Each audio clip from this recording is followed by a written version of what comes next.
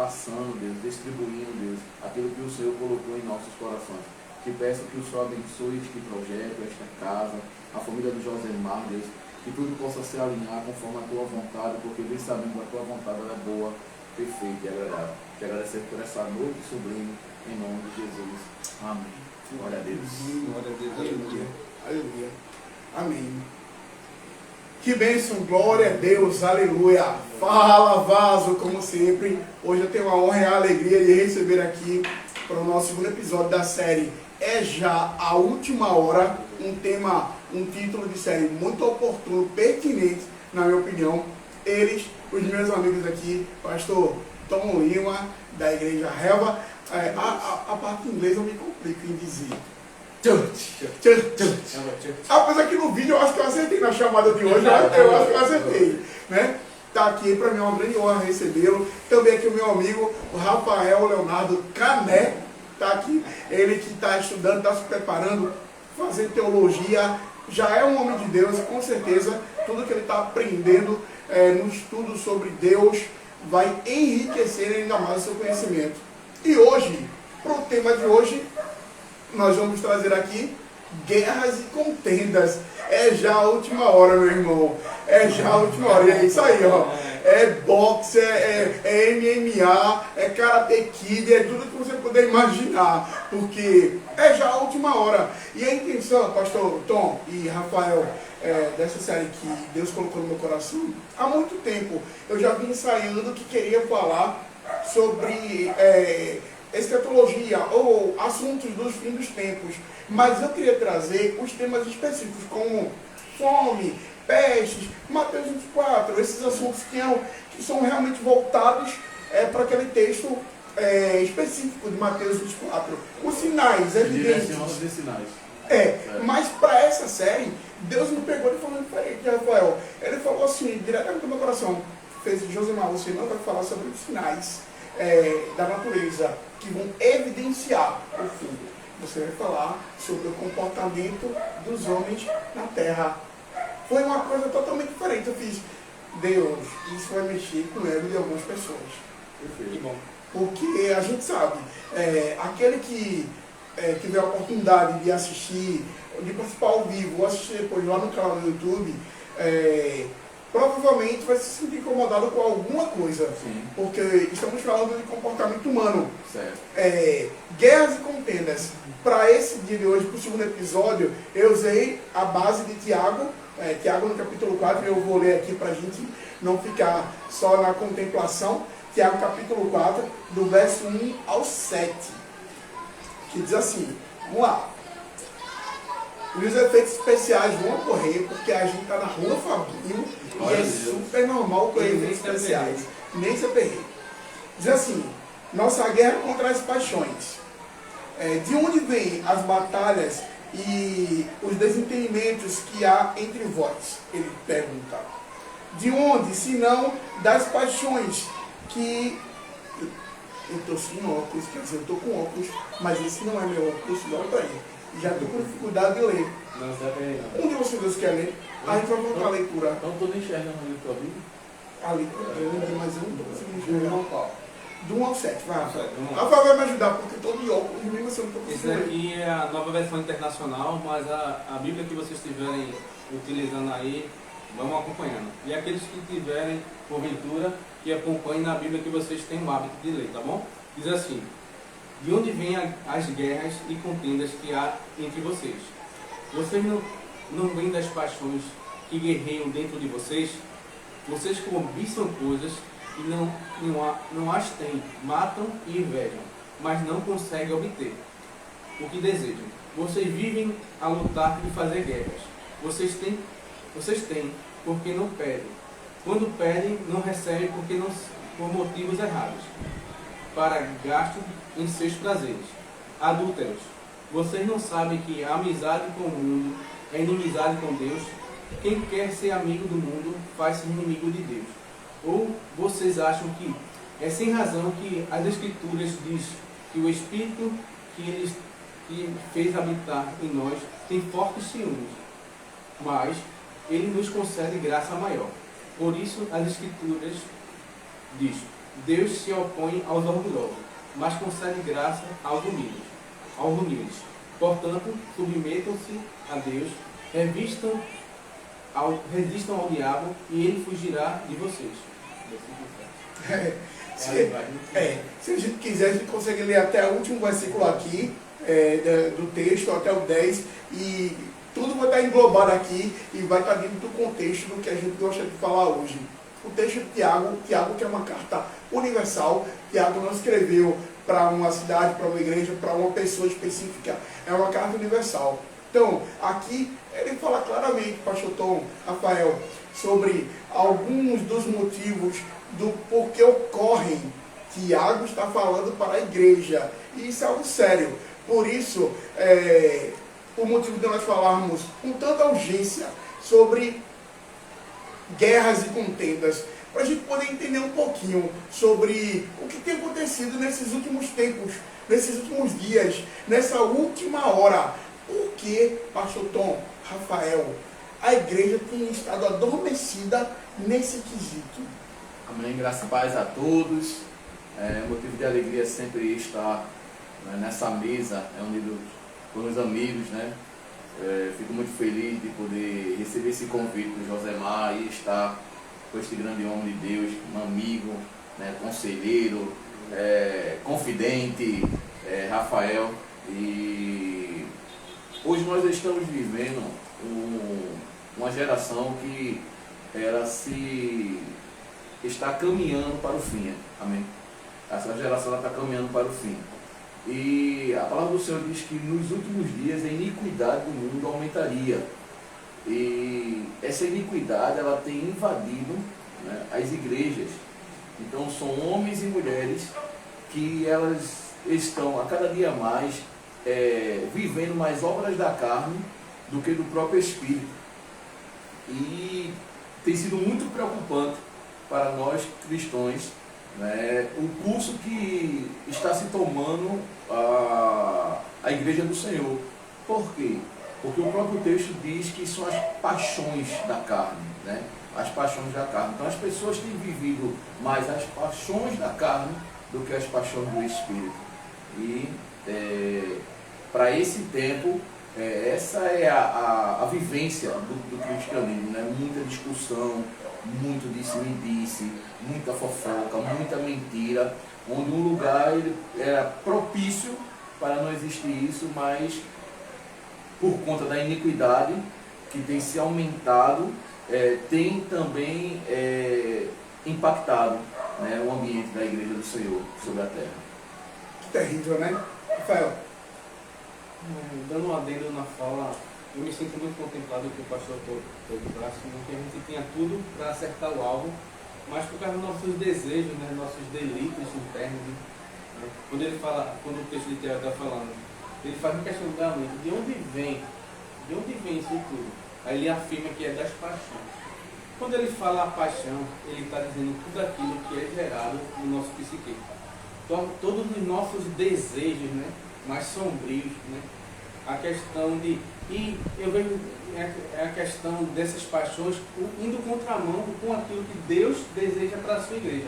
Quando o pastor Tom fala assim, o Josemar fala assim, não, pô, a gente tinha um ambiente, uma atmosfera muito boa para que a gente pudesse viver a plenitude, ou o mais próximo do que Jesus Cristo deixou para a sua igreja, né?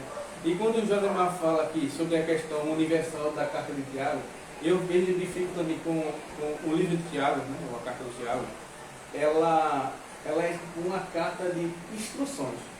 Do capítulo 1 até o final, do versículo 1 até o final, ele vai dizer, se você está sensível, entender, dizer, faça isso. Se você fizer isso, você vai ver. Quando ele fala, um homem esteja pronto para ouvir, tardio a falar, tardio a se irar. Ele já está dizendo assim, olha, escuta. Em outras palavras, tu tem uma boca e dois ouvidos. Entendeu? A gente verifica que é uma carta, e diante do que o pastor traz, o que o Josemar está trazendo, eu contextualizo as guerras, acontece por alguns motivos. Primeiro, né, paixões, desejos, a questão de se tornar soberano sobre os meus semelhantes, E eu estou falando uma concepção dentro da igreja e uma questão secular. Porque a nossa vida, como cristão, tem que ser uma balança. A gente tem que estar em homeostase, a questão do equilíbrio dos meios. A gente não pode ser o reino de Deus com um declínio muito grande e o século seguinte. Eu tenho que ser eu na igreja e fora da igreja. E eu ser igreja. Você ser igreja. Então a gente verifica as paixões dos meus desejos, né, dos meus delitos, aquilo que é contrário ao Espírito, que são as paixões da carne, como pastor, a questão de domínio sobre o meu semelhante e domínio de governo e política no cenário atual. E o que gera dessas guerras é um desgaste físico, psíquico, biosocial nos indivíduos de nossa sociedade. Porque somos indivíduos psíquico, biológico e somos sociais. Nós nos humanizamos nas nossas relações. Um cenário perfeito é aqui. O crescimento que eu estou tendo entre vocês não seria o mesmo se eu estivesse sozinho. Perfeito. Porque a ideia de religião. Muitas vezes as pessoas criticam a religiosidade. Mas na verdade não existe igreja sem a religião. Eu acho que na igreja hoje atual, lá em Efésios 6,12, fala sobre a nossa verdadeira motivação de guerra, que é contra potestades e dominadores desse século, certo? E não contra a carne e contra a sangue. Eu acho que ao longo do tempo, a igreja do Senhor ela perdeu a sua verdadeira motivação daquilo que elas foi chamado em guerrear, daquilo que elas foi chamado em estar se impondo ou se posicionando, né? Então as pessoas hoje elas têm mais prazer de lutar contra a carne e contra a sangue e deixando que o espiritual, o demoníaco e maligno tome conta desses sentimentos, né, da sua mente, do seu espírito, da sua alma, do seu coração. Porque eu costumo dizer que não tem como alguém que se converte a Cristo e tem um livro de todas as instruções daquilo que precisa se fazer, viver com obras da carne. Então, alguma coisa na sua conversão, alguma coisa no seu relacionamento pessoal, interpessoal, né, está errado. Então vai ver que está andando com pessoas que não era para andar, porque somos nada mais do que nada menos a referência das 5 pessoas que nós andamos. Então, as referências das pessoas, os grupos que nós somos inseridos, que tipo de grupo nós estamos sendo inseridos? Né? Porque não tem como um cristão, na sua boca, tem palavras torpes. Não tem como um cristão, nas suas atitudes, ser uma atitude agressiva. Não tem como um cristão, num mundo de iniquidade, de trevas, ele não ser luz, ser muitas vezes a própria treva, né? Dentro de uma perspectiva de ser luz, um lumizeiro, né? Então é muito preocupante.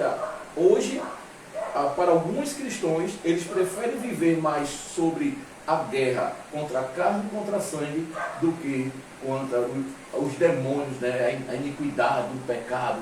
Né? Não, isso aí eu deixo para o segundo plano, né? Não tem que fazer justiça. Né? Não, cara, tem alguma coisa errada dentro desse universo, né? Hoje chamado Igreja do Senhor. Amém. Quem dera que fosse só hoje, né? Mas infelizmente eu quero levar aqui o pastor Tonho e Rafael um pouquinho lá para trás. Minhas anotações aqui, pesquisando coisas que eu lembrei, fui atrás, e a gente percebe o quê? Tiago, no capítulo 4 da sua carta, ele pergunta de onde partem, de onde surgiram as guerras e as contendas que há entre vocês. Paixões carnais, o pastor Tonho e Rafael já citou aqui as paixões, Paulo cita lá em Gálatas as obras da carne, Paulo em Romanos fala sobre as obras das trevas, é muito terrível. Mas eu quero voltar lá para Gênesis. Gênesis, quando Abel ofertou do seu melhor, Caim ofertou também a Deus do fruto que veio da terra, porém, Deus aceitou a oferta de Abel e rejeitou a de Caim. O que aconteceu? Como o Rafael mesmo falou aqui, o ser humano como os pais, a expressão que ele usou. Psicossocial. É psico também, psico, não é psicossocial. Do psique, isso mesmo. Então o que é que acontece? O Caim teve ciúme, teve inveja. O que foi que ele fez? Acabou matando seu irmão. A gente começa a ver dali já a depravação do homem, a inclinação do homem total para o pecado, a nascente de uma contenda, de uma guerra. E onde foi? Foi dentro da própria família. Eu tenho uma observação, eu preguei ontem sobre isso. Primeiro homicídio. Primeiro homicídio. Eu tenho uma observação a fazer. Ontem eu preguei basicamente sobre isso. Não da referência em Gênesis, mas eu usei o exemplo de Caim e Abel, uma referência na questão do âmbito sacerdotal, daquilo que eles ofertaram ao Senhor. Né? E como era essa oferta? Eles levantavam o altar e ofertavam a Deus, e Deus vinha com o seu fogo, consumia a oferta, o sacrifício. E eu parei, imaginei assim, na hora da ministração, eu parei assim, imaginando o fogo do Senhor vindo, consumindo a oferta de Abel, o sacrifício de Abel, e chegando na de Caim, né? Então, fazer o certo e exercer com excelência aquilo que Deus ele lhe propôs em fazer, vai trazer sempre uma inveja. A grande questão naquele cenário de Abel e Caim não foi a inveja propriamente criada pelo irmão Abel. Não. Ele sentiu um desprazer de ser rejeitado. O que gerou esse ímpeto assassino dele não foi porque a oferta dele foi melhor ou a do irmão foi melhor, não. Foi a rejeição. A rejeição de algo que ele sabia que este algo tinha que ser oferecido com excelência. Então, muitas vezes, dentro do âmbito familiar, algumas pessoas agem com excelência, dentro do âmbito de uma igreja, as pessoas agem com excelência, por quê? Porque entenderam a responsabilidade daquilo que se tornaram. O grande ápice dessa questão é justamente isso, porque tem pessoas que querem se tornar, tem pessoas que criam as contendas daquilo que quer se tornar e não conseguem se tornar e agem com as suas emoções, né? Agem com aquilo que tem de ruim dentro dele em função daquilo que Deus abomina. Então essa questão de Abel e Caim é muito interessante, né? Porque eram o mesmo dia, o mesmo altar levantado, só que a excelência da entrega era diferente. Deu para entender? Que no coração do irmão ruim, porque a iniquidade já morava ali dentro dele. Havia já uma mudança de coração ali, porque Deus procurou Caim para aconselhar. Perfeito. Faz o bem, Caim. Né? Houve uma preocupação. Deus procurou Caim para aconselhar. Mas aí vê quantas coisas a gente pode tirar desse texto. Quando não escutamos a voz de Deus, né, fazemos sacrifícios humanos e não espirituais. Porque ele acabou sacrificando o irmão. Onde é que você entende que a terra absorve o sangue do irmão? Esse é um sacrifício. A terra recebeu ali como sacrifício demoníaco e maligno. Cara, vai arrepiar, velho. Indevido. E eu verifico que na fala do pastor, me chamou para o Josemar, e prosseguindo com o pastor Tom, o que foi gerado é a miséria. Foi a miséria que foi gerada no coração de Caim. Foi miséria que foi. Por que miséria? Porque dentro do coração tinha avareza e egoísmo. Tanto é que o Senhor disse assim, lhe deu a oportunidade de você rever os seus conflitos. O Senhor proporcionou a metanoia dentro da vida de Caim. Mas o que é que ele diz? Ele vivia uma paranoia.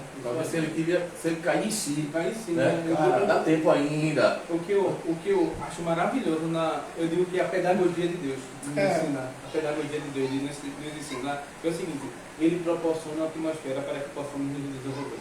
Perfeito. Ninguém é tido como... tem uma frase que diz assim, ninguém é tido como inocente, nem inocente como culpado. Perfeito. Ninguém, o Senhor proporcionou.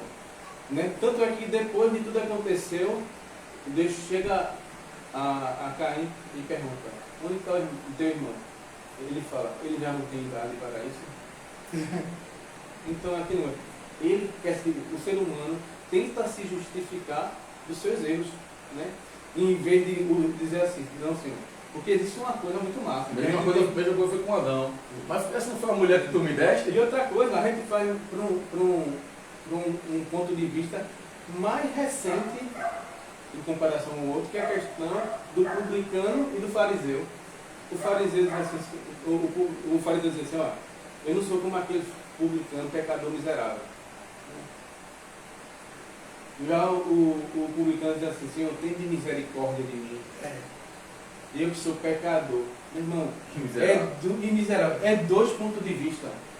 É dois pontos de vista que ele diz assim, um estava enclausurado na sua justificativa de não ser pecador, enquanto o pecador se arrependia do que estava fazendo. Ele tinha desejo e clamava a Deus para que o Senhor tivesse misericórdia de Deus. E quantas vezes não nos encontramos no lugar de fariseu?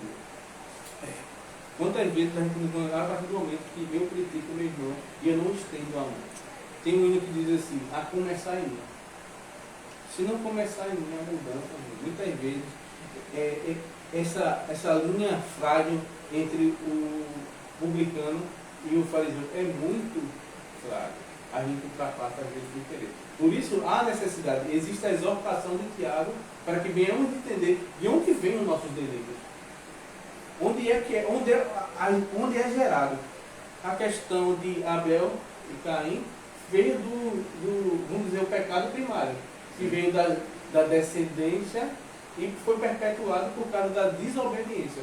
E com o passar do tempo, a gente verifica que a partir do momento que Deus tira o povo do Egito, o Senhor cuida, ama, dá o suprimento necessário, orienta, diz o que deve fazer, mas uma geração de 40 anos foi precisar desaparecer, para Deus depositar no coração do seu povo algo novo. Foi necessário desaparecer. Desaparecer porque corrompe. Que nem a nossa conversa anterior da live diz o seguinte, que foi um em um se levantou para querer fazer parte da sua igreja. Sim. Mesma coisa, enquanto tiver um que faça a questão da contenda, a guerra sempre vai estar acontecendo. Uns estão entrelaçados a outros. Perfeito. E a gente verifica que o Senhor é um Deus de aliança e modifica a história. Quer fazer aliança, quer fazer um renovo na vida, mas a gente verifica que chega um momento que o Deus dos exércitos não dá mais.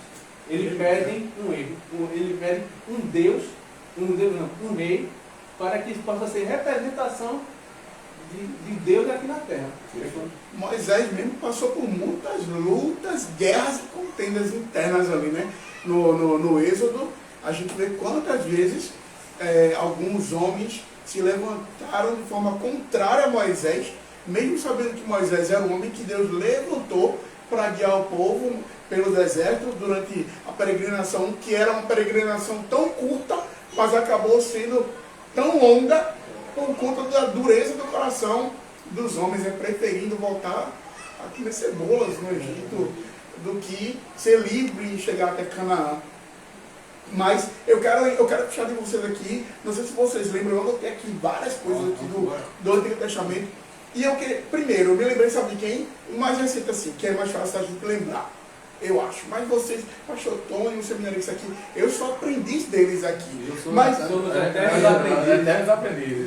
eu me lembrei aqui de 1 Samuel, no capítulo 19, quando Saul, o povo queria um rei. O povo não queria mais Deus como soberano. Queria um rei, um ser humano, para guiá-los como rei. E Deus acabou estabelecendo ali Saul como rei. Porém, não era Saul que Deus queria, na verdade. Deus queria Davi. Tanto é que escolheu Davi. Ok. Mas o que foi que Saul fez? Saul, por quê? Talvez por medo, pastor, não sei, por medo. Mesmo sabendo que Deus ungiu, escolheu Davi, Saul fez de tudo, não adiantava. Ele podia fazer o que ele quisesse, mas a escolha de Deus já estava definida. Mas o que foi que Saul fez? contenda e guerra contra Davi. Perseguiu Davi, tentou matar Davi. E aí? Isso é interessante porque quem tem identidade atrás contenda. Não tem como aquele que se torna aquilo que Deus ele quer que ele se torne, não tem como não atrair guerras. Guerras são inevitáveis. Por quê? Porque são através das guerras e contendas que faz o indivíduo amadurecer. Davi precisava passar por aquele embate com Saul, mas você vê que em todo o tempo Davi tratava as guerras e contendas com sabedoria. A palavra de Deus diz que, em Provérbios, diz que o tolo calado se torna sábio.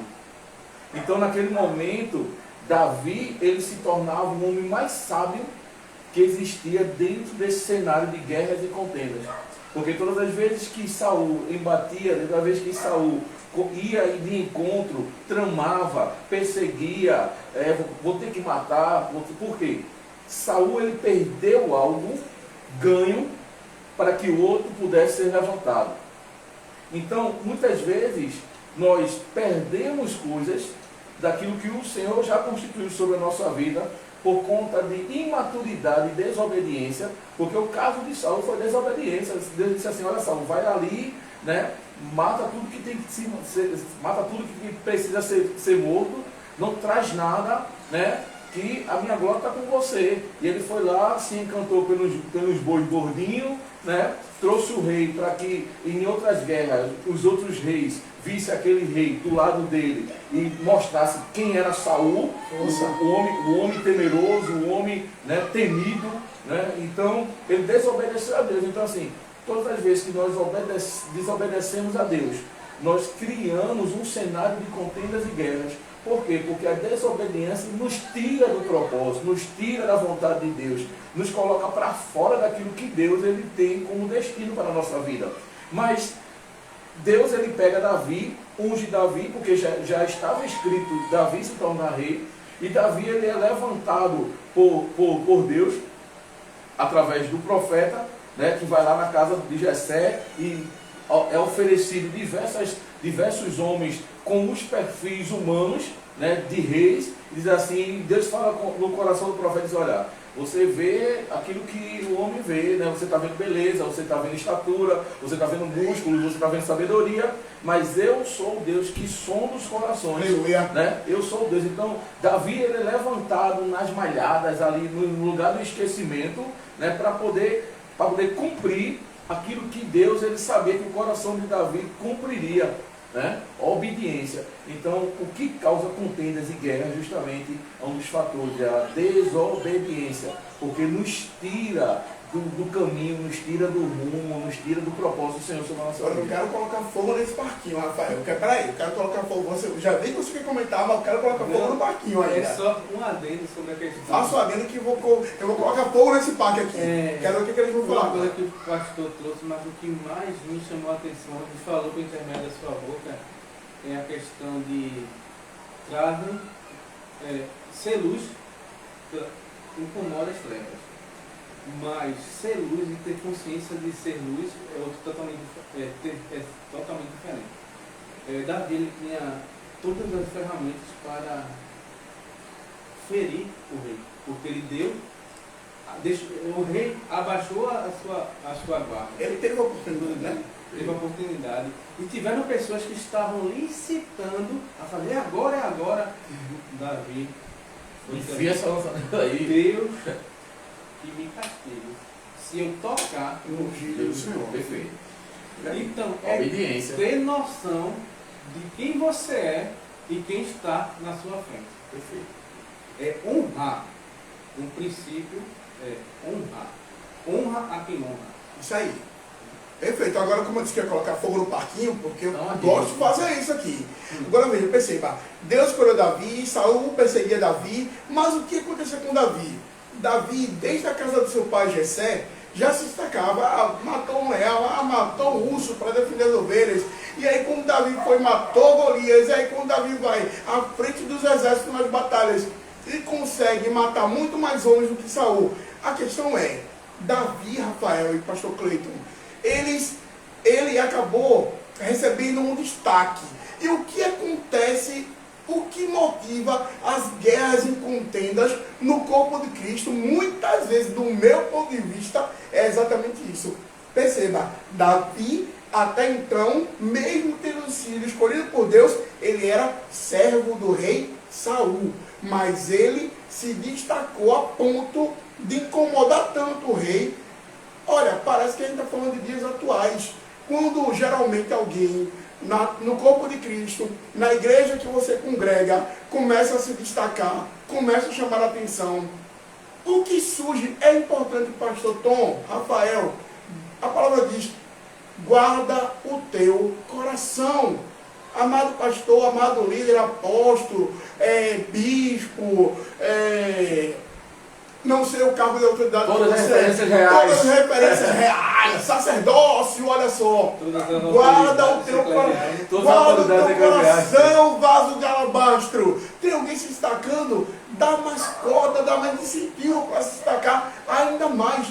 Para que ele seja usado para ganhar cada vez mais vidas. O reino de Deus refere-se à vida. Porque muitas contendas, irmãos, pastor Cleiton e Rafael, acontecem por conta do destaque inaceitável na vida do outro. Isso é verdade, é uma pura realidade. Quando o senhor estava falando, o senhor estava me deixando o seguinte: a Bíblia fala que para a gente se alegrar, chorar com os que choram, se alegrar com os que se alegram. Tem uma coisa que eu trabalho com alguns amigos lá na igreja. Quando eu recebo, comprou um carro, ganhou uma promoção, meu irmão, glória! Sua alegria é minha glória! Alegria. Minha alegria é sua alegria. E eu vejo de dentro da igreja, dentro dos seus próprios familiares, que existe um egoísmo, existe uma avareza, querendo dizer assim, era para eu receber também. O que acontece é o seguinte, que os frutos são apresentados, são aparentes na vida daquele que vive segundo os propósitos de Deus.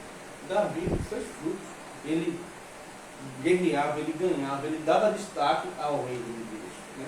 Isso incomodava porque é o seguinte, que as pessoas não estão prontas a se alegrar uns com os outros. De fato, quando o Filipenses 4 diz assim, alegrai-vos no Senhor, aí ele fala, novamente, vos digo. Ele está dando uma ênfase, alegrai-vos no Senhor. E a alegria de estar, poxa, o pastor está crescendo, a relva está crescendo, glórias a Deus nas alturas.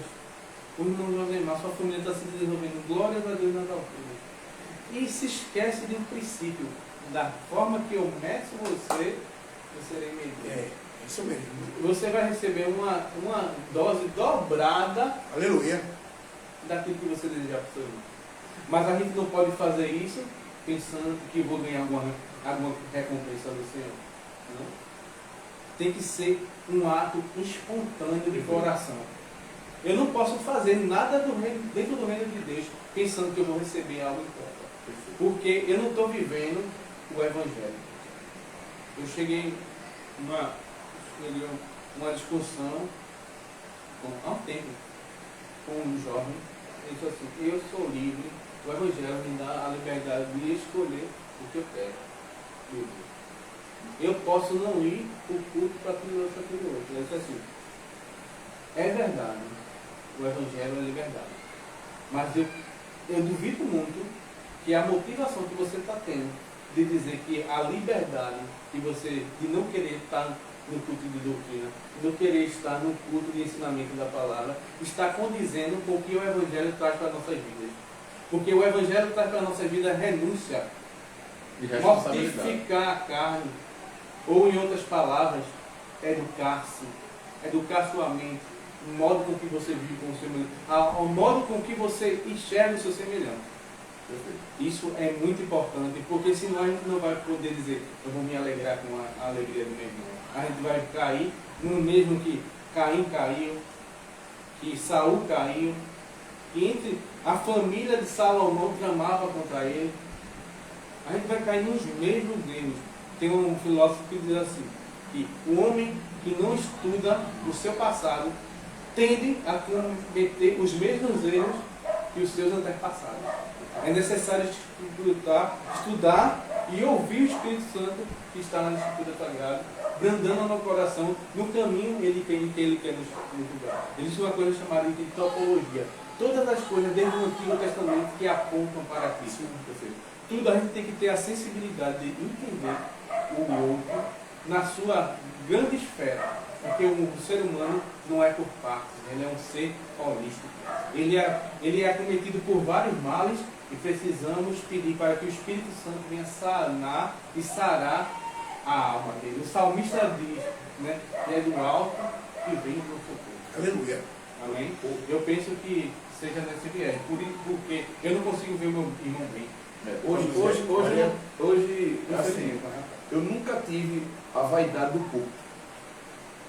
Eu nunca tive a vaidade do corpo. Porque hoje na relva, queria até mandar um abraço para o pastor Valmir e o pastor William, né, que hoje estão debaixo da minha cobertura. E assim, eu nunca tive dificuldade de poder dividir um lugar que não é meu. Deu para entender? Que não é meu. Hoje a grande questão da igreja é a vaidade do poder, certo? Quando eu iniciei a relva, eu procurei uma determinada igreja, um determinado pastor, para que esse pastor pudesse me levar a um apóstolo, para que esse apóstolo pudesse ver o projeto da relva e trazer sobre mim a ordenação e a consagração pastoral. Porque eu era bem ciente que eu não poderia estar à frente de uma igreja sem ser pastor. Eu poderia ser um evangelista, eu poderia ser um missionário, né, para que pudesse fundar a igreja, mas se eu quisesse ser presidente do projeto daquilo que Deus colocou no meu coração, eu tinha que fazer as coisas todas corretas, certo? E eu procurei esse pastor, conversei com esse pastor para que pudesse me levar para o outro pastor, que era um apóstolo na época, né? E esse pastor, ele disse a mim assim, olha, eu vejo que o se tornar pastor vai ser inevitável na sua vida, né? E eu queria fazer um acordo com você.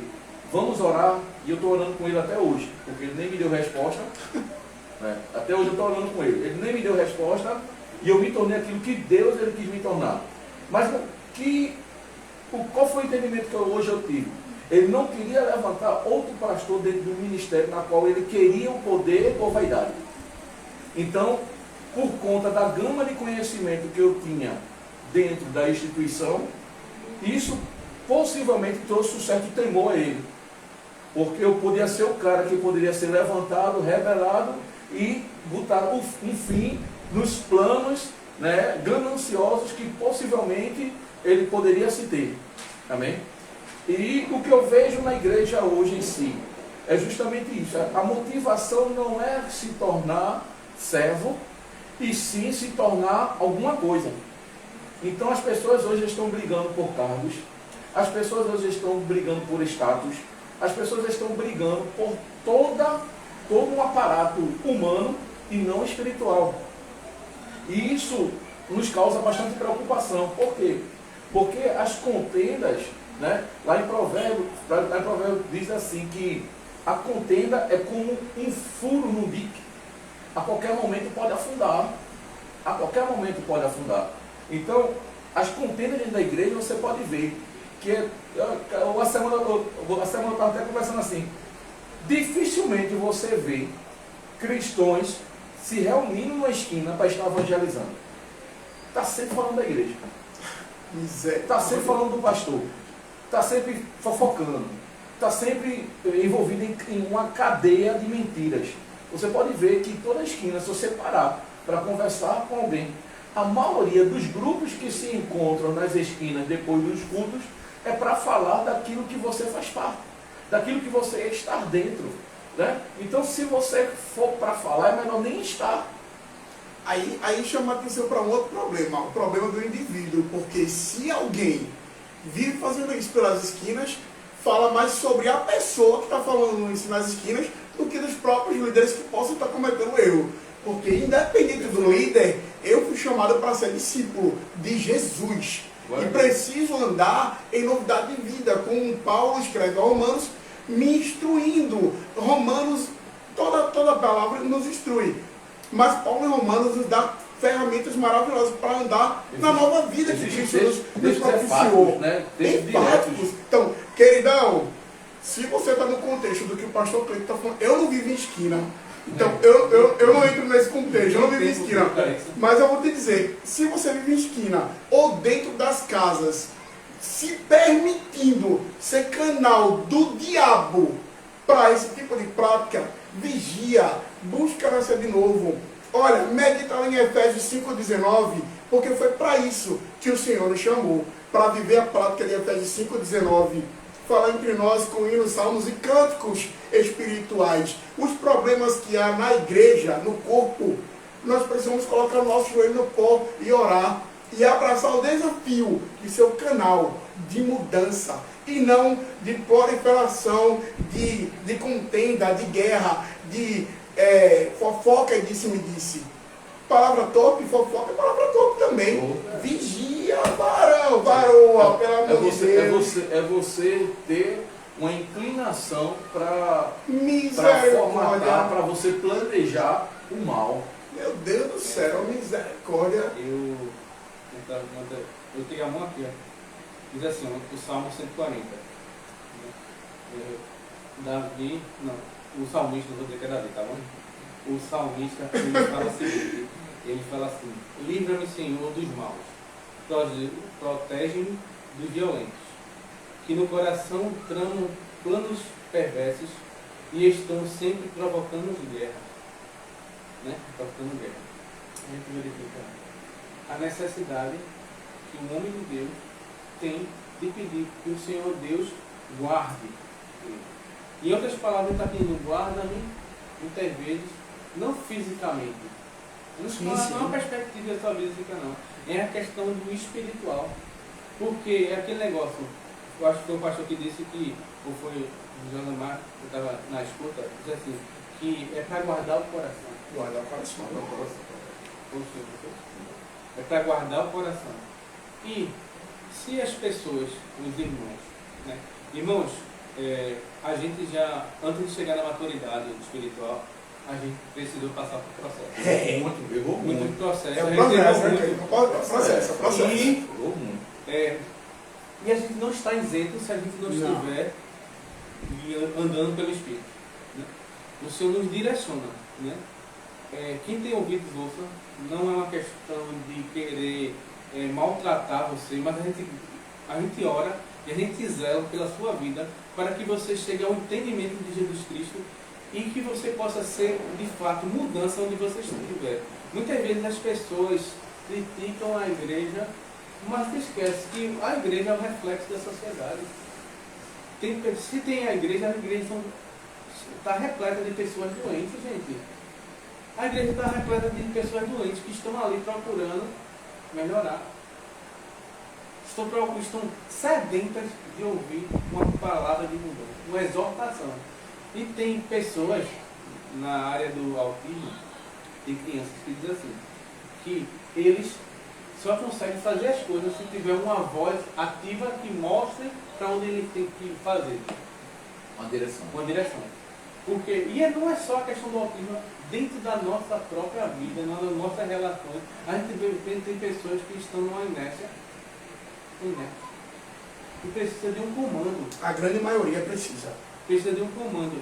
E cabe para o pastor, para mim liderado, acho que é um todo, é um todo. Mas aquele que é dado, mais é cobrado. Sim. Né? A gente tem que saber como falar.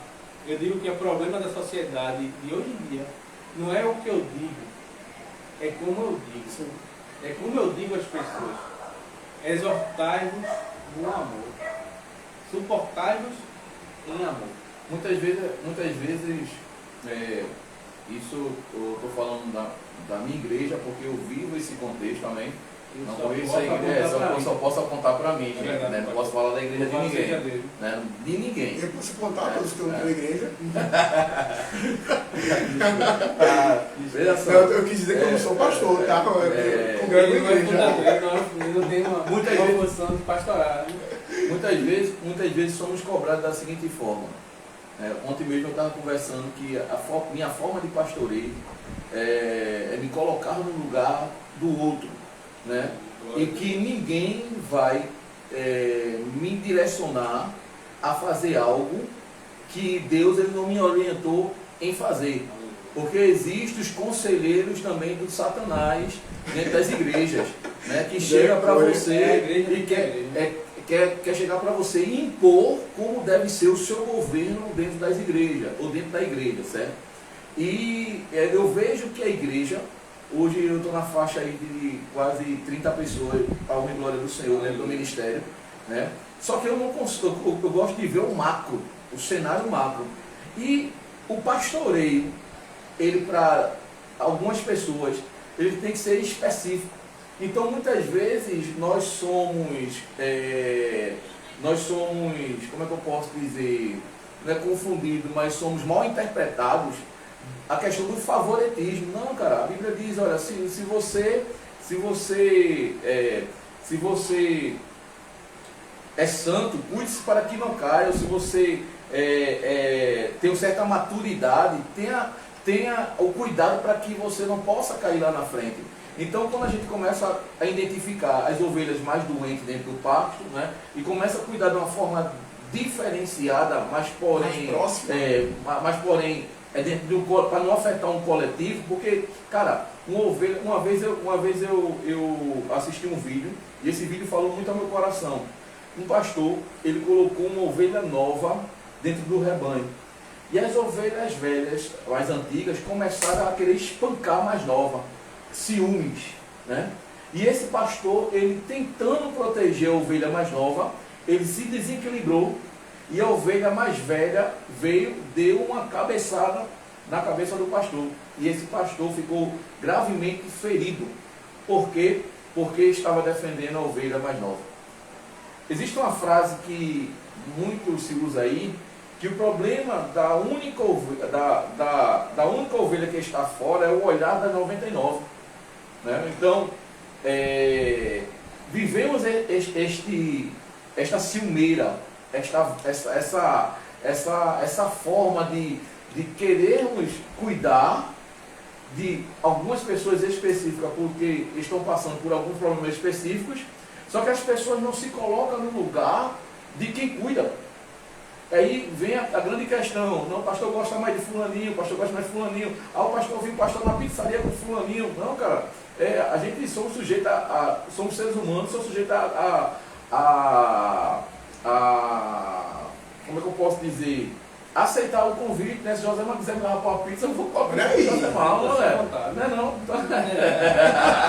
Então assim, gente, o que a gente tem que colocar na nossa mente cristã é que somos parte do mesmo corpo. Aleluia, amém. Somos parte do mesmo corpo. Não existe placa no céu. Glória a Deus. Não existe patente de pastores. Vamos ser cobrados, feito o Rafael aqui falou, né?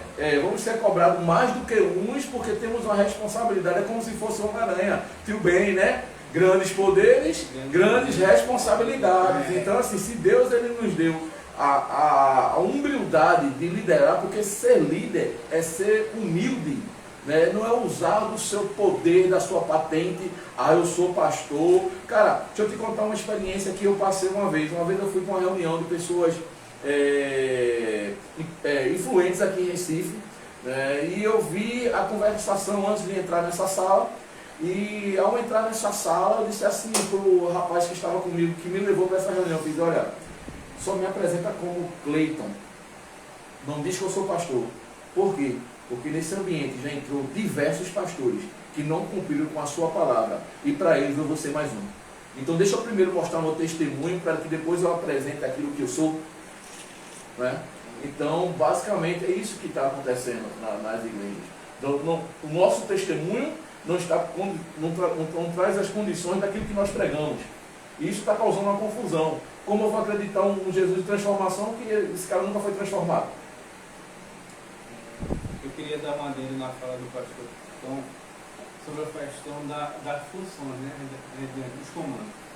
Existe uma coisa que as pessoas querem fazer igualdade dentro da igreja, dentro da educação, dentro da sociedade, mas principalmente na nossa cultura, que somos um povo derivado de vários povos, várias culturas dentro de uma cultura. Como é que eu posso pensar a igualdade com pessoas de várias etnias e vários pensamentos, e várias formas, várias educações?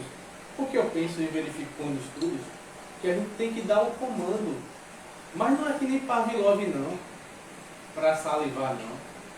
Não é Pavlov, eu não tenho que ser Pavlov, o comando. Eu tenho que procurar equidade. O equidade é eu entender o indivíduo com sua estrutura física, psicossocial e traçar um plano que tanto o pastor Tom tem um fenótipo, como o Josamar tem um fenótipo, um genótipo também, possam se apropriar dos elementos que Deus tem para a vida dele, do reino de Deus, né, da misericórdia, do amor, né, de uma forma de equidade, onde todos possam beber da mesma fonte, sem ter o sentimento de, olha, tu gosta de tal, fulano de tal. Não é passar uma régua, é entender que o indivíduo tem problemas específicos, sim.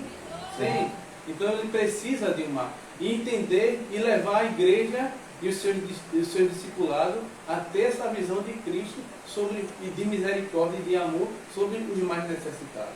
Porque quando no início da nossa fala a gente falava, não, Jesus Cristo se assentava, isso, aquilo, outras mulheres, isso, aquilo. Sim, Jesus Cristo veio fazer milagre para dar dignidade. A função única do milagre para Jesus Cristo foi de dar dignidade. A mulher de fluxo de sangue estava há mais de 12 anos e não tinha quem cuidasse porque ela era de linhagem judia. E quando ela diz que ela estava tomando conta de si própria, gastou todo o seu dinheiro. Não era normal da cultura judia ela gastar dinheiro. Era para ter um homem que sustentá-la, cuidasse dela. Sim. Então a gente verifica que a mudança de Jesus Cristo é biopsicossocial na vida dos indivíduos. Eu vou aprender essa frase, biopsicossocial. Vou aprender, guardei essa no coração. Ela dá dignidade. Jesus Cristo modifica. Ninguém queria chegar perto dela porque ela era impura diante da cultura judia. Olha, eu vou citar aqui algumas situações. Eu trouxe situações aqui do Novo Testamento, mas eu estou aqui no Antigo Testamento. Todos bem próximos um do outro, veja só. Rafael e pastor Tom. Falamos de Davi, mas logo após, durante a trajetória de Davi, teve quem? Por conta do erro dele com Betseba e tal, blá blá blá. Ele disse, olha, então a família vai toda ficar num emaranhado de confusão. Contenda. Aconteceu o quê? Absalão, seu filho, tramou para tirar o seu trono. Absalão, seu filho, matou seu irmão Amnon. Absalão, seu filho, estuprou. Não pode nem dizer essa palavra, né? A própria irmã, agrediu a irmã, né, e tal. E o reino, a família, é família, mas era reino também. O reino começou a se dividir. Mas aí veio Salomão. E de Salomão, Salomão, muito sábio, com toda a sabedoria, se perdeu com as mulheres estrangeiras, a idolatria, trouxe mais divisão no reino. A obsessão de Salomão por fazer o reino prosperar começou a fazer com que houvesse uma divisão entre o povo, fazendo com que o seu servo, Jeroboão, começasse a se levantar contra ele. Mais uma divisão no reino, e a gente vê outra vez alguém dentro do próprio reino se levantando contra o ungido do Senhor, né? Agora, observando que, entre aspas, fazendo uma análise simples, uma análise crítica simples, Jeroboão tinha alguma razão, porque Salomão estava cego por suas mulheres, a permissão do culto, as mulheres e as concubinas, e as riquezas, e acabou se perdendo, mesmo com tanta sabedoria. E Jeroboão se levantou a ponto de... Será que Jeroboão estava errado? É porque aquela questão, minha gente, pastor Tom e Rafael, parece contraditório, mas não é. Não podemos tocar no ungido do Senhor. Jeroboão se levantou, tecendo críticas sérias e duras ao rei Salomão, a ponto de ele conduzir o povo e dividir o reino. Deus puniu Jeroboão. Deus falou com Jeroboão e disse a Salomão que colocaria Jeroboão como rei como um dos sucessores. O filho de Salomão, o Roboão, seria rei em Judá e Jeroboão seria rei em Israel. Uma divisão, mas Jeroboão estava errado em criticar o rei Salomão, em cobrar de Salomão uma postura diferente. Mas muitas vezes nós somos criticados, que não podemos tecer críticas, ou fazer observações, ou dar sugestões aos nossos líderes, aos nossos pastores. Nós acabamos sendo vistos como rebeldes e desobedientes. Eu acho maravilhoso o quanto o Espírito Santo fala aos nossos corações. Essa questão de Davi, de Salomão, de Jeroboão, a gente verifica que os erros dos pais se perpetuam na vida dos filhos. Eu verifico, não foi específico, mas foi do mesmo viés. A questão da transferência. Misericórdia. Uma transferência. Eu não sei se vocês percebem isso na questão da cronologicamente a Bíblia como nosso livro de fé, que acontece com isso. E certo dia eu estava falando com minha esposa que na nossa família tem um contexto de hipertensão, derrame, isso, aquilo, outro. Aí eu falo, não, eu tenho hereditariedade, meu pai teve derrame, meu filho teve derrame, minha avó morreu de derrame e tudinho. Mas, aí na hora eu profetizei assim, mas só foi até eles. Glória a Deus. Nem eu e nem meus filhos, eles vão viver isso. Porque tem males e maldições que foram profetizados sobre a vida de muitos da gente. Misericórdia. E a gente, como homens e mulheres de Deus, a gente tem que repreender. Não dizer que foi assim, é assim e vai ser assim, não. Ninguém é Gabriela aqui, não. Não, em Cristo toda maldição é quebrada. Em Cristo, né? Você tem que ter essa consciência de que Cristo entrou, habitou em você, a maldição tem que ser quebrada. Essa maldição que veio do pai, da mãe, que agia assim, que fazia assim, que geneticamente veio assim, tem que haver uma mudança. Se é real, se a conversão é real, eu creio muito nisso.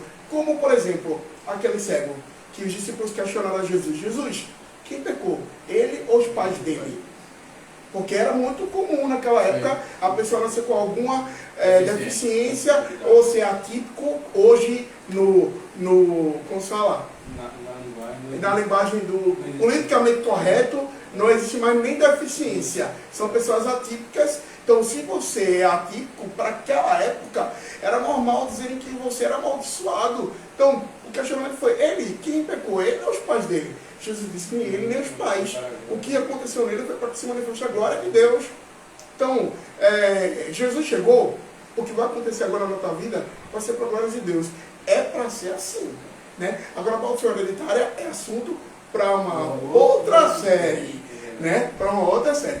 Mas eu quero continuar aqui em seguida o pastor Cleiton, futuro pastor Rafael Leonardo Cané. Rapaz. Sobre, ainda aqui, me lembro também, eu anotei para não errar, gosto de anotar para não errar. Ainda em 2 Samuel, a gente viu aqui Absalão, né? Mas a gente viu também em 2 Samuel, Absalão matou Aminon, beleza. Em Reis, eu destaquei aqui a rebeldia de Jeroboão para também com Salomão e Roboão. Tem também, vamos lá, a gente está quase no finalzinho já. 2 Reis, capítulo 11 e capítulo 22, teve a morte do rei Acasias. E o que aconteceu? A Atália, que era filha de quem? De Jezabel e Acabe. Quando Acasias morreu, que era o filho dela, o que foi que ela fez? O poder pelo poder. O que foi que ela fez? Para que nenhum filho de Acasias, que era o neto dela, assumisse o trono, ela ordenou que todos os filhos de Acasias fossem mortos. Porque ela queria assumir o poder. Ela queria ter poder. Sabe? O que move as contendas e guerras no corpo de Cristo hoje? Ela queria poder, como o pastor Cleiton já frisou aqui, poder pelo poder, mas Deus tem seus planos e seus propósitos, Rafael e Cleiton, porque nesse momento o rei Joás que assumiu, Atália esteve ali reinando por algum tempo, mas a serva, a babá de Joás, que era um bebê na época, escondeu ele numa câmara secreta e ficou com ele lá por longos 7 anos. Por 7 anos ela esteve lá com Joás. Escondido. Até que Atália morreu e ela se sentiu livre para vir à tona com Joás. E Joás, com 7 anos, assumiu o reino com a ajuda do sacerdote Joiada, né? E qual foi a consequência de tudo isso? O rei Joás, ele era considerado um grande rei, mas porque ele vivia à sombra do sacerdote. Tudo o que acontecia por causa do sacerdote e não por conta de Joás. Até o ponto que o sacerdote veio morrer e Joás cometeu um dos seus maiores erros. Ele não só mostrou toda a riqueza que tinha no palácio, como entregou praticamente os utensílios que haviam no templo e a riqueza para o exército inimigo. Então, poder pelo poder, do que adianta poder pelo poder? Foi o que a Atália quis. A avó mandou matar todos os netos para poder ter poder. Em Tiago 3,15 diz o seguinte: pois onde há inveja e ambição egoísta, aí há confusão e toda espécie de males. Então, é forte o Brasil. Onde há inveja e ambição, ela era uma mulher ambiciosa. Ela queria o poder. Puxou a mãe, Jezabel. Porque assim, você vê, a gente estava conversando aqui sobre a questão de transferência de maldição hereditária, que vai ficar para outro programa. Esse assunto é muito pertinente e bom. Né? Você pode ver que quando alguém morre da família com um determinado problema, certo? Automaticamente indica sinais ou probabilidade que outros terão. Certo? Então, se uma pessoa morrer com problemas cardíacos, automaticamente toda a família ela começa a se posicionar, a se movimentar para fazer exames para ver que se alguém ali tem problemas cardíacos. Né? E o que eu entendo assim com essa metáfora? Né? Problemas ele tem que ser apresentado para que seja tratado uma geração futura, certo? Então, uma geração futura que pode estar a mercê do problema que se iniciou. Mesma coisa acontece no âmbito da questão da confusão, né? Quando se existe a ambição e a inveja, e esses sinais são apresentados em um determinado indivíduo, se tem que se fazer um autoexame na geração que se encontra para saber se não há indícios que essa geração também ela possa levar esse legado. Misericórdia. Né, que possa levar esse legado. Então, só existe duas coisas que ocasionam a confusão. Ou se alguém tem inveja, ou se alguém tem ambição. Então, a confusão ela é gerada por isso. Por que dois irmãos brigam? Por que dois irmãos brigam? Porque há uma inveja muitas vezes daquilo que o outro ganhou. A senhora não trouxe nem para mim. Né? Depois eu conto, não, você só gosta dele. Então já começa a ser gerado ali, né? a ambição de querer ter aquilo que o irmão... A cobiça de querer ter aquilo que o irmão... Né? Eu quando troquei de carro, do suor do meu rosto, não foi com dinheiro de igreja, amém? Porque é que as pessoas pensam. Uma vez uma pessoa passei com um carro, quando eu troquei de carro, passei com um carro, e disse assim, aí a igreja já está dando dinheiro. Mal está se pagando. Né? Aí quando eu cheguei na igreja com um carro novo, eu tinha saído da Space Fox para a Spin, né? Eu vi o semblante de algum entristecido. Eu disse, cara, se glorificar, se alegrar. porque você vê o seu, você vê o seu pastor ali, né, esforçado, está ali de sol a chuva, fazendo a obra do Senhor, né, com o suor do meu rosto, com o trabalho, que eu sou autônomo, pude adquirir um carro melhor para investir na própria obra, porque meu carro é ambulância, meu carro é carro de funerária, Carro de pastor, chorou. meu carro é Uber, você tem sistema da Uber, o cinto do Batman, né? Glória a Deus! Ele é carro de mudança, mas você tem que pegar meu colchão sem a hora, meu filho, né? Mas quando meu filho está passando mal, não tem como vir aqui em casa. Então, assim, comprei um carro melhor para que eu pudesse fazer melhor a obra do Senhor. Né? E você vê que muitos irmãos na igreja, ele não se alegra com as tuas vitórias, não se alegra com aquilo que o Senhor ele tem proporcionado a você. E o texto aí em Tiago, ele nos dá essa referência, porque se a pessoa se entristece com aquilo que você tem, ou aquilo que você está se tornando, eu costumo dizer, hoje eu tenho mais inimigos quando vivendo esse tempo pastoral do que eu era um cara de Zé Ninguém. Eu era um cara, né, fora do cenário, quando eu era o artista.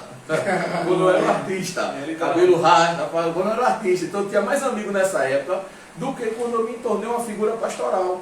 Quando eu me tornei uma figura pastoral, portas se fecharam para mim, porque muitas vezes você tenta entender o cenário eclesiástico da sua comunidade, da sua cidade, e você vê que as portas se fecharam, né, com o receio de hoje estar com a igreja e outras pessoas estar lá. Né? E eu glorifico a Deus que hoje eu estou aqui com a Igreja Batista do Mogi, hoje eu estou aqui com a família que ama, né? São amigos mais chegados do que irmãos, que estão em outras instituições, mas não tem problema nenhum de estar na mesa. Amém? De estar na mesa. Então, a grande questão dentro desse universo, né, de confusões e contendas é a inveja e a ambição. Muitas pessoas vão querer aquilo que você tem, não tem coragem de trabalhar para se tornar aquilo que quer se tornar, e através da inveja defama a pessoa sem não conhecer a história. Né? Diversas pessoas, tu está na igreja de Cleiton, hoje ninguém tem o que falar sobre a minha vida. Amém. São 20 anos dedicados ao Senhor, 20 anos, desses 20 anos, 18 anos casado com a mesma mulher, pai de 2 filhos, uma criança de 15 anos, uma menina de 7 anos. Não, já acessou, Deus mandou filhos espirituais, meu filho. Então assim, hoje ninguém tem o que falar. Quem fala do meu passado é porque está preso no passado. Né? Está preso lá no passado. Né? Não dá oportunidade de conhecer o Cleito de hoje. Né? Eu não é o Cleito pastor, é o Cleito como pessoa. Né? O Cleito que abdicou da sua vida de pecado, de prostituição, aleluia, de lascívia, para viver aquilo que Cristo tinha para realizar a minha vida. Né? Nunca fui traficante, nunca fui nunca fui nada. Né? Era um cara mulherengo, era um cara que era envolvido mesmo a fundo. Com meus 13 anos me desviei e fui para o mundo viver um mundo de ilusões, né? Querendo ser um artista, as paixões. Né? Mas justamente é isso, né? As pessoas que causam confusão, as pessoas que falam sobre você, são as pessoas invejosas e são pessoas ambiciosas. Só tem dois caminhos: ou você deseja aquilo que o seu irmão quer, ser ambição, ou você tem inveja, ou você queria se tornar aquilo que o seu irmão é, isso é ambição, ou você deseja aquilo que o seu irmão tem, e se chama inveja. Então, meu querido, se você hoje está dentro de um contexto chamado Reino de Deus, tenha muito cuidado com esses sentimentos, porque esses sentimentos vão roubar aquilo que o Senhor tem para fazer sobre a tua vida, sobre a vida da tua família, sobre a vida dos teus filhos, sobre a tua geração. Se surgirem sinais e indícios, cara, procura, corre logo para poder exterminar esse sentimento dentro de você. Muito diferente do que Paulo diz: olha, sede meus imitadores como eu sou de Cristo. A admiração e inspiração é de Deus. Admire, não é errado admirar o homem pelos seus feitos, pelo seu conhecimento, pelo patamar de onde ele chegou. Se inspire nele, não é errado nisso não. Se esforce, busque, não a ser igual, porque ninguém é igual a ninguém. Viva a sua verdade daquilo que você acredita. Com admiração e inspiração, porque isso faz parte do ser humano, do psique também. Também do relacionamento, do bio-sócio Biopsicossocial. Eu vou aprender essa frase. Ele Rafa, eu vou aprender.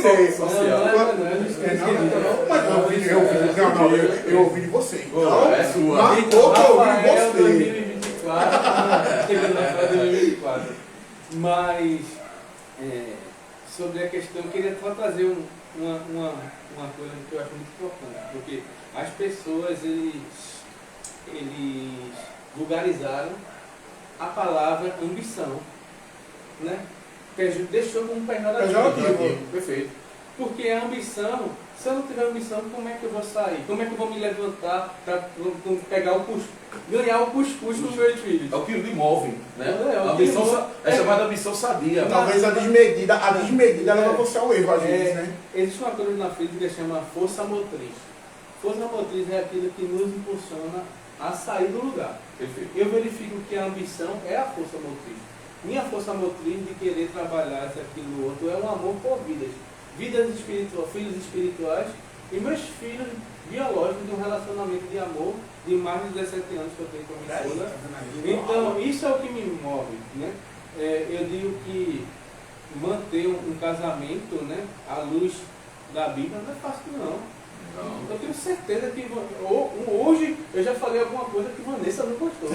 Mas, porém, ela está de falar. Ela faz que nem eu faço. Não foi ele. Ele não quis chegar. Vigia. Ele não quis querer falar isso.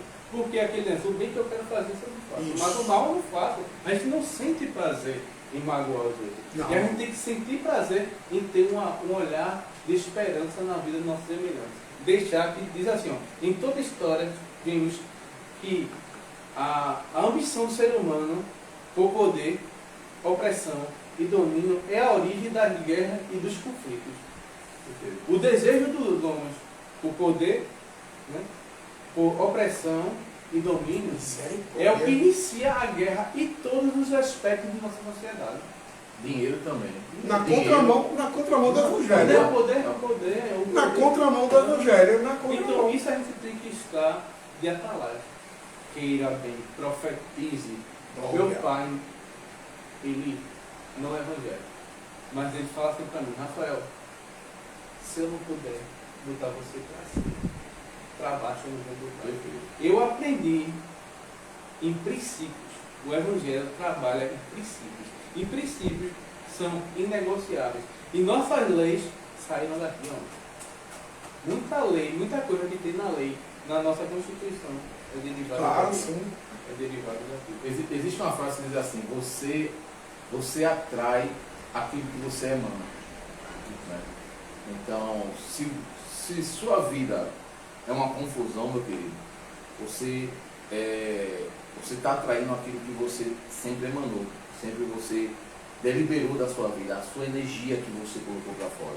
Né? Atraindo só aquilo. Quem semeia vento, colhe o quê? Tempestade. Então, se você está sempre semeando vento, você vai colher tempestade. Eu tenho uma experiência na família. Hoje, meu pai ele dorme no Senhor. Né? Meu pai é falecido, já faz 2 anos já. Que meu pai era o cara da contenda e confusão, gente. Vocês não imaginam, né, o que meu pai, ele não tinha controle emocional, né, nos seus impulsos raivosos. Né? Ele queria fazer naquele momento aquilo que era impulsionado pela sua raiva, certo? E teve uma certa vez que ele arrumou uma confusão, uma guerra no lugar onde ele morava, e todos os meus irmãos estavam lá. E eu estava na igreja que anteriormente eu fazia parte. E de repente eu recebi uma ligação dos meus irmãos nervosos, dizendo assim, olha, o cara aqui deu em pai, vem pra cá, porque o cara até abriu a cabeça de pai de uma porrada que deu. Aí pegou foi uma pequena porrada com 18 pontos, que pegou 18 pontos. Né? E na hora a raiva veio, subiu, e eu ia sair para ir de encontro com meus irmãos. E automaticamente minha esposa corre no meu antigo pastor e diz assim: olha, Cleito está bem nervoso lá atrás. E ela relatou o que estava acontecendo. E ele tinha o portão da igreja, era um portão automático, e o controle ficava no bolso dele. E só quem tinha acesso de sair e entrar era ele que ia lá no portão e abria para liberar a pessoa. E ele veio a mim e disse assim: você aqui não sai, daqui ninguém lhe tira. Mas é meu pai, sua família é sua esposa e seu filho. Eu não tinha Malu, acho que na época, não me lembro se eu tinha Malu na época. Então você não sai daqui desse lugar. E eu fiquei com aquela fúria, aquela raiva, fui me acalmando, me acalmando, me acalmando. E o Espírito Santo foi falando ao meu coração, com esse mesmo versículo que eu trouxe aqui para vocês: quem planta vento, colhe tempestade. E aquilo foi na minha cabeça, ruminando, e eu fui me acalmando. Enfim, no outro dia, eu fui ligar para ele estava com a cabeça enfaixada, e eu fiz uma videoconferência com ele. Falei: pensa meu pai, ele disse assim: não me chame mais desse tipo de nome. Você não é mais meu filho. E aquilo me entristeceu muito, aquelas palavras. Como é que um pai está numa situação de confusão, foi a palavra que ele utilizou, de confusão, e o filho não vem ao socorro do pai? E eu respirei bem fundo, olhei para dentro dos olhos dele assim no vídeo e falei assim: pai, vê só, hoje eu vivo algo na minha vida chamado evangelho, certo? Se eu fosse para aí, eu ia decidido a tirar a vida de alguém para defender algo que eu não fui responsável em criar, certo? Como seria a minha vida cristã se eu saísse desse lugar, ceifasse a vida de alguém, ou me metesse em confusão, e depois eu estaria nos púlpitos pregando o amor, a misericórdia, o perdão e não matarás? Pegou fogo. Aí ele olhou para mim, se calou, aí disse assim: faça na sua vida o que você achar melhor e que Deus te abençoe. E desligou o telefone.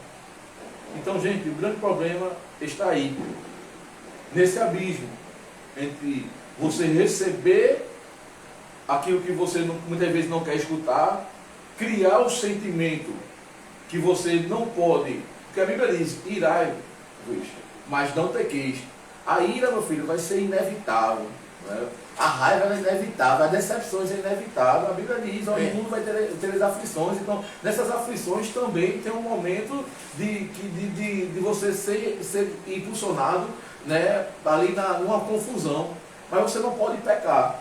A grande questão justamente é isso, que os problemas, a confusão, as guerras, elas vão chegar na tua vida. Mas elas têm que existir para que mostre às pessoas e a você mesmo quem é você em Cristo Jesus, né? Quem é você em Cristo Jesus. Então, se você age totalmente diferente daquilo que a Bíblia manda você se posicionar, se você não tem domínio próprio nas tuas palavras, se você não tem domínio próprio nos teus pensamentos, se você não tem domínio próprio nas tuas ações, com as tuas mãos, com os teus pés, com o teu corpo, algo de errado está acontecendo na sua vida espiritual. Algo está enfraquecido na sua vida espiritual. Porque a nossa vida, ela é comandada pelo Espírito Santo de Deus. Nada mais do que isso. A gente não pode ser impulsionado pelas nossas emoções, feito o Josemar bem enfatizou. Nós não nascemos com o legado, ou foi Josemar, ou foi Rafael, com o legado Gabriela. Eu nasci assim, né? Eu nasci assim, vou morrer assim. Não, meu querido, né? Você é uma nova criatura. Dentro de você existe um Deus chamado Espírito Santo de Deus, que nos direciona a estar no centro da vontade dele, que a vontade dele é boa, perfeita e agradável. Então, se você está fora dessa tríade, né, alguma coisa deve estar errada na tua vida espiritual. Porque, como eu disse anteriormente, não tem como alguém que se converteu e se diz nova criatura viver as coisas velhas ou viver um sentimento criado dentro de você que é voltado da iniquidade, que é voltado do pecado, que não tem nada a ver com essa nova vida, essa nova perspectiva de vida que você tem. Aleluia. Né? Então eu decidi dizer não.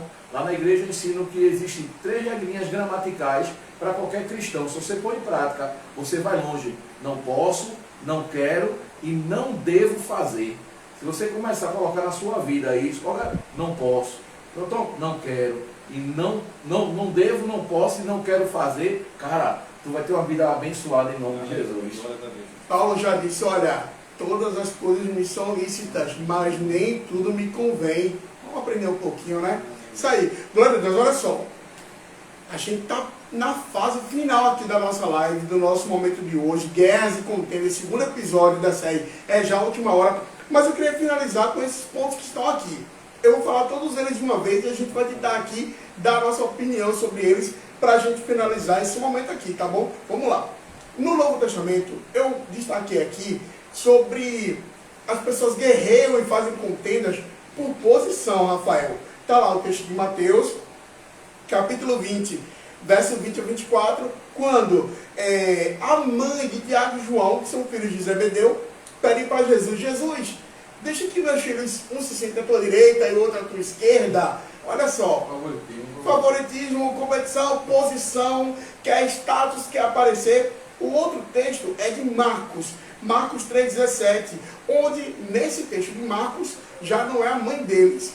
Seriam eles próprios dizendo, Jesus, permite que nós, eu e meu irmão Marcos, Tiago e João, nos assentemos ao teu lado. Mais uma vez, aquela briga, Rafael, pastor Cleiton, pastor Tom, aquela briga por posição, por querer estar junto do pastor, por querer mostrar que tem uma intimidade com o pastor, por querer mostrar que está sempre junto do pastor, por querer mostrar que, pelo amor de Deus, varoa, vigia. De visibilidade.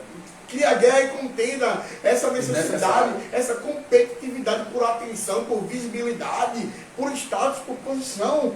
Precisamos vigiar. Olha só, daqui a pouco eu vou deixar o pastor e Rafael comentar.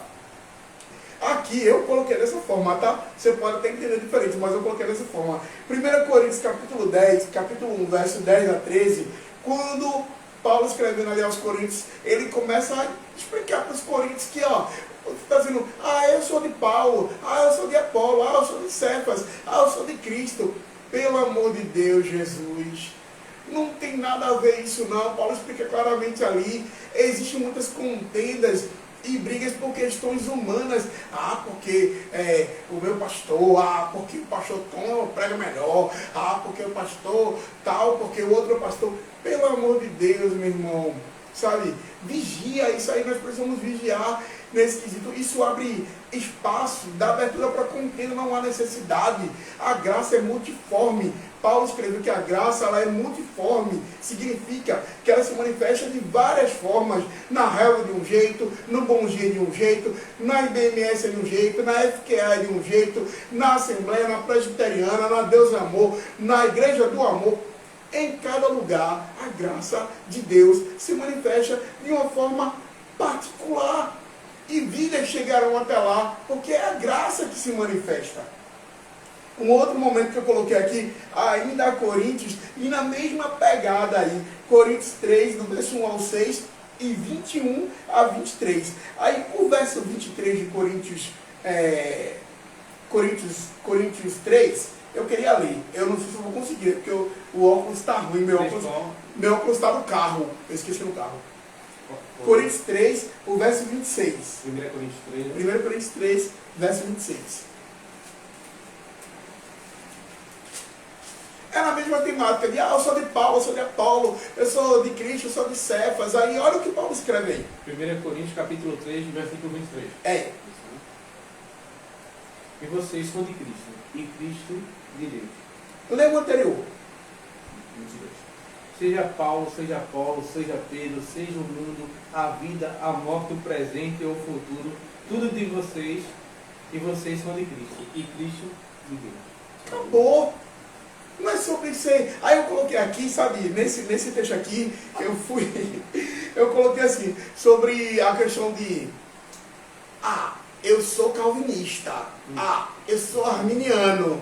Ah, porque Jesus não falou em línguas. Ah, mas porque os dons só foram para aquela época. Ah, mas eu sou do fogo, porque Jesus batiza com o Espírito Santo. Varão vigia na terra. Eu garanto, pastor Tom, que Armínio e Calvino nunca brigaram, que isso é uma invenção humana. Os homens da terra, com a sua idolatria doutrinária, entra numa bolha e fica guerreando e contendendo uns com os outros por questões humanas. Bênção. Tu crê da forma arminiana, seja feliz.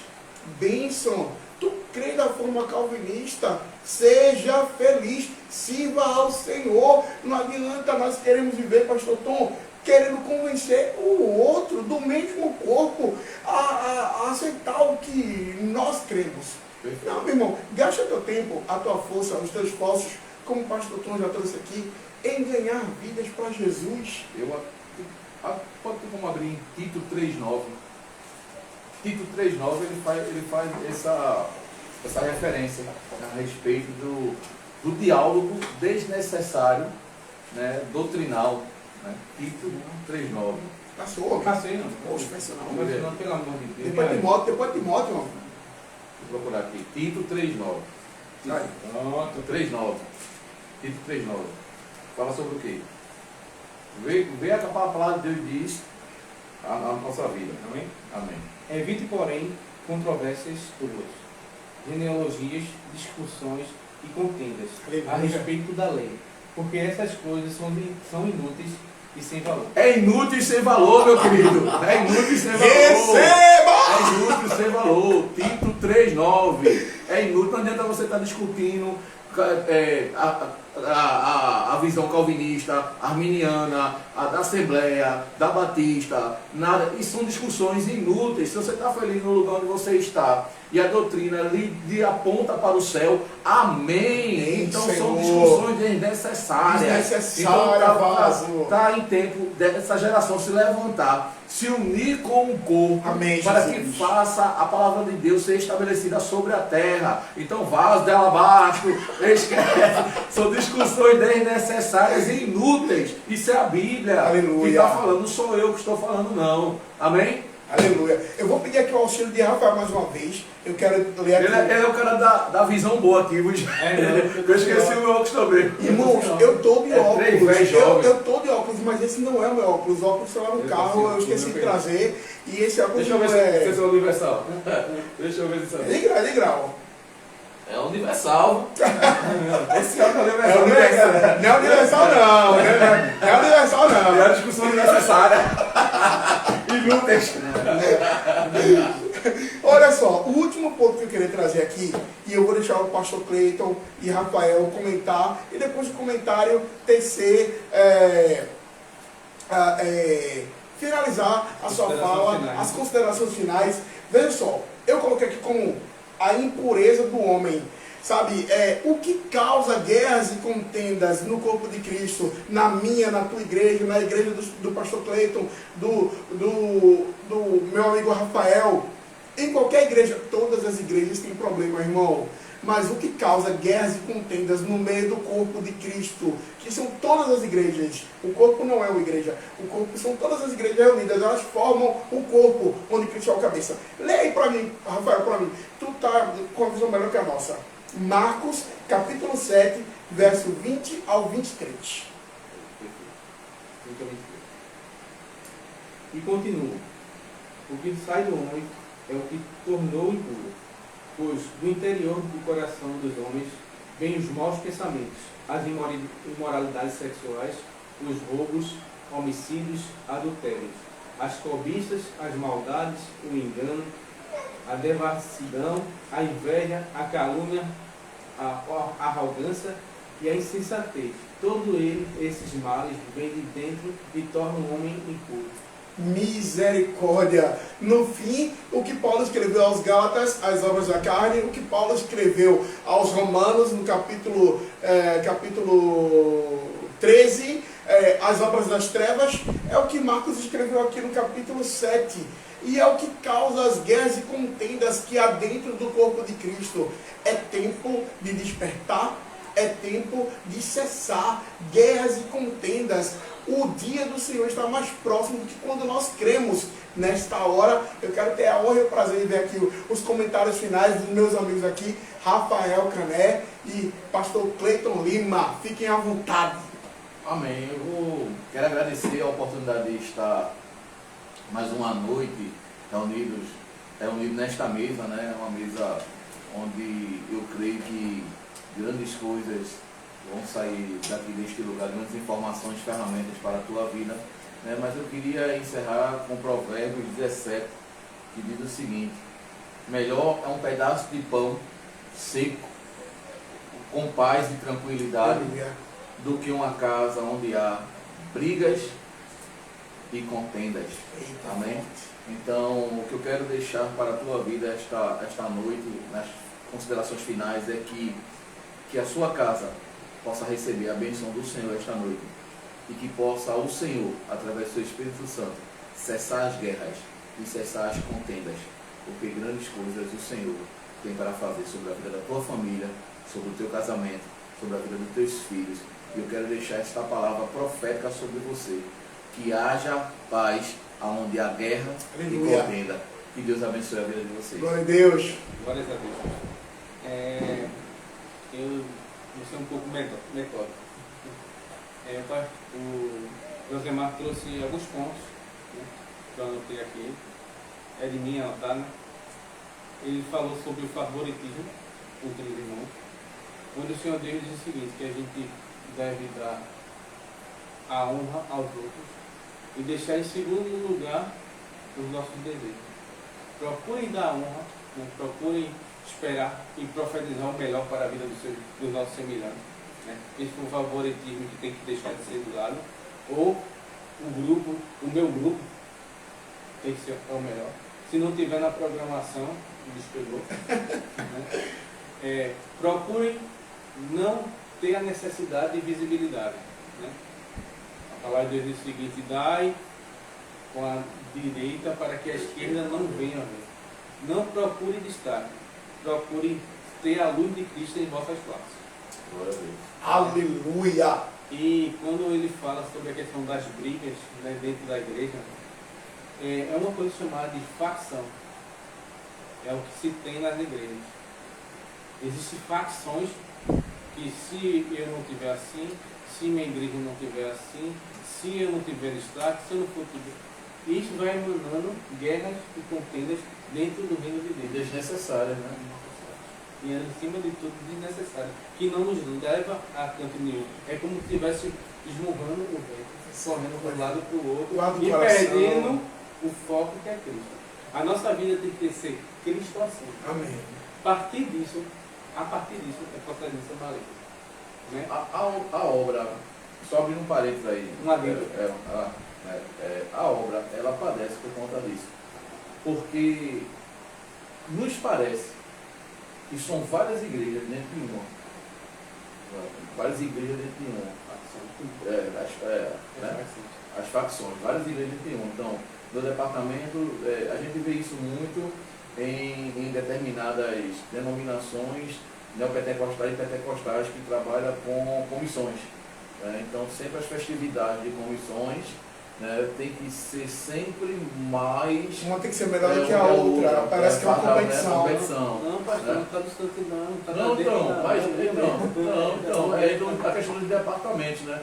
Mas eu vejo muito eles, porque assim, eu tinha uma confecção e uma estamparia que eu tive que fechar, porque o Senhor me pediu para eu fechar para poder ter mais tempo para me dedicar à obra, e a gente trabalhava fornecendo camisas para esse tipo de eventos.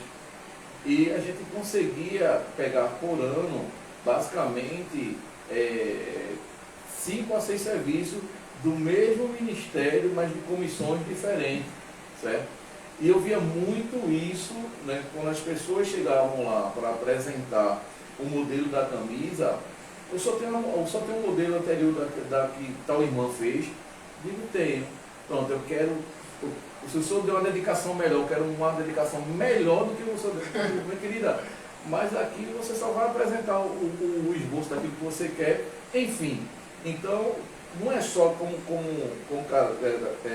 Rafael falou. Cabelo, pode ser. Cabelo. Eita, gente, cabelo. eu tentei do início até agora, e ele é muito esperto, identificou isso, né? Ele identificou isso.